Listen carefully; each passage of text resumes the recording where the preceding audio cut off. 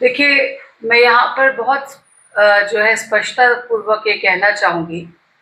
कि जिस हिंदुत्व और हिंदू की बात करती है भारतीय जनता पार्टी, कभी किसी हिंदू के द्वारा नफरत की राजनीति या नफरत फैलाने का काम नहीं होता। लेकिन लगातार भारतीय जनता पार्टी की तरफ से उस तरह की बयानबाजियां, उस तरीके के बिलों का लाना जो कहीं ना कहीं इस भारत देश की गंगा जमुना तहजीब को तोड़ने का काम करता है, लगातार किया जा रहा है। और जहां तक इस वक्फ बोर्ड के बिल की बात है, आप जानते हैं कि वक्फ की संपत्ति किस तरीके से और जिस तरीके से भारतीय जनता पार्टी कह रही है कि यहाँ पे भी वो दो गुटों में एक धर्म समुदाय के लोगों को बांटने का काम करना चाह रहे हैं, तो ये स्पष्टता दिखाई देता है। और भारतीय जनता पार्टी के खिलाफ में लगातार समाजवादी पार्टी, हमारे राष्ट्रीय अध्यक्ष अखिलेश यादव जी हमारे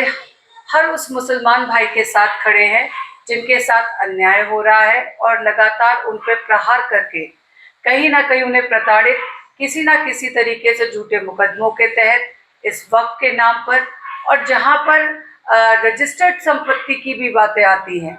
तो वहां भी ये देखा गया कि रजिस्टर्ड संपत्ति होने के बावजूद अभी एक घटना मेरे सामने ऐसी आई कि जहां पर वक्फ की जमीन बताकर ये कहा गया कि नीचे का मस्जिद का जो माला है वो तो ठीक है, आप ऊपर का तोड़ दीजिए। तो ये आपको साफ दर्शाता है कि किस तरह की राजनीति की जा रही है इस बिल के पीछे। और बंगाल में जिस तरीके की बात आई है सामने, क्योंकि एक बहुत बड़ा तबका, एक बहुत बड़े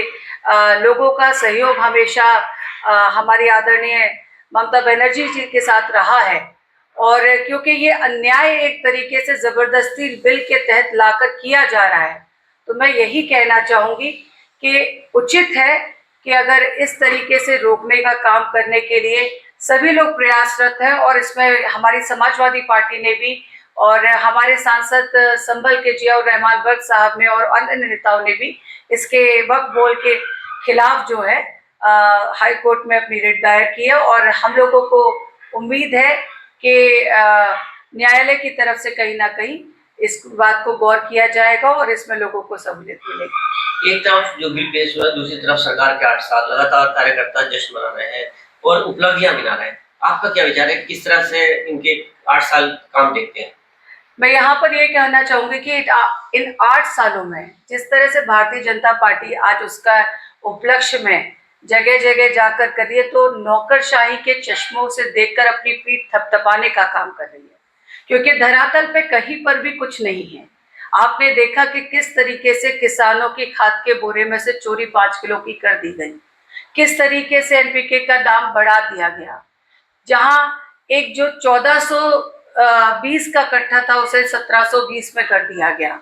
तो किस तरीके से किसानों के ऊपर लगातार, जहां ये दुगनी आय करने की बात कर रहे हैं तो वहीं से चोरी कर ली जाए तो आय दुगनी कहाँ से होगी। एमएसपी की बात कहीं नहीं करते, धरातल पे कुछ नहीं है। महिलाओं की सुरक्षा को लेकर कहा था कि बेटी पढ़ाओ बेटी बचाओ, तो बेटियों को कॉलेज भेजने पे अभी हाल ही के में जो घटना घटित हुई है निंदनीय है। एक बच्ची के साथ इस तरह की बातें, और ना सिर्फ एक बच्ची, इस उत्तर प्रदेश में जब आप अखबार खोल के पढ़ते हैं तो रोजाना ना जाने महिलाओं के ऊपर कितने सारे अत्याचार दुराचार की घटनाएं आए दिन हम लोग रोज पढ़ रहे हैं। तो कहाँ है महिलाएं यहाँ सुरक्षित? 8 साल के कार्यकाल में ये शायद ये गिनाना भूल गए कि अगर एनसीआरबी का डाटा देखेंगे तो बताता है कि उत्तर प्रदेश किस पायदान पे खड़ा है महिलाओं के ऊपर हो रहे अत्याचार, शोषण और दुराचार की घटनाओं में। ये भूल गई ये दिखाना इन 8 सालों में कि आपने कहीं ना कहीं इस उत्तर प्रदेश नहीं बल्कि देश ही नहीं, उत्तर प्रदेश में भी अगर हम बात करें तो किसानों के ऊपर किस तरीके के वो रोज जब धरने करते हैं तो उनके खिलाफ मुकदमे तो दर्ज होते हैं, पर किसानों को एमएसपी आज तक निर्धारित करने का काम नहीं कर पा रहे हैं। खाद के लिए लाइनें लगती हैं, पर ये पहली बार ही इस भारतीय जनता पार्टी की सरकार में हो रहा है कि लोगों को लाइनें लगानी पड़ती हैं 2-2, 3-3 दिन तक, लेकिन उसके बावजूद उनको खाद उपलब्ध नहीं होता। ये इसी सरकार में हो रहा है कि प्राथमिक विद्यालयों को बंद करने की कगार तक ला दिया गया, क्योंकि प्राथमिक विद्यालयों में आज बच्चे नहीं हैं और बच्चों की कम संख्या होने पर यही सरकार उनको बंद करने की आगे बढ़ने का कदम उठा रही है। ये वही सरकार है, शायद ये 8 साल वो भूल जाती है अपने बताना, जहां विद्युत में आप विद्युतीकरण के बहुत कई बार पीठ थपथपाते हैं मंत्री जी और कहते हैं कि 24 घंटे, 16 घंटे और 18 घंटे लाइटें दी जा रही हैं, गांव देहातों तक पहुंच रही है। लेकिन उन्हीं की सभा के अंदर जब बत्ती गुल हो जाती है तो यह स्पष्ट प्रमाण है कि भारतीय जनता पार्टी के लोग कहने वाले कुछ और है और कहने और करने में बहुत अंतर है। कहा जाता है ना कि हाथी के दांत दिखाने के कुछ और खाने के कुछ और होते हैं। तो ये 8 साल इस बात को साबित करता है। उत्तर प्रदेश में आज भी बेरोजगारी चरम सीमा पर है। नौजवान नौकरी के लिए दर दर भटक रहा है। नौकरियों के लिए भर्तियों के प्रचार तो किए जाते हैं, प्रसार तो किया जाता है, सरकार का पैसा लगाया जाता है और राजस्व भी वसूल किया जाता है, लेकिन आए दिन कहीं ना कहीं पेपर लीक होकर उन अभिभावकों को और साथ ही साथ उन बेरोजगार घूम रहे युवा भाइयों को कहीं ना कहीं वो जो मार पड़ती है पेपर लीक के द्वारा, कहीं ना कहीं वो जो भर्तियां होकर रद्द हो जाने का जब हो जाती हैं और उनको एक कहीं ना कहीं दुख अनुभव होता है, शायद उस सरकार उन सब बातों से अनजान है। धरातल पे कहीं पर कुछ नहीं है। सिर्फ मैंने जैसा कहा कि सरकार नौकरशाही के चश्मों से अपनी पीठ थपथपा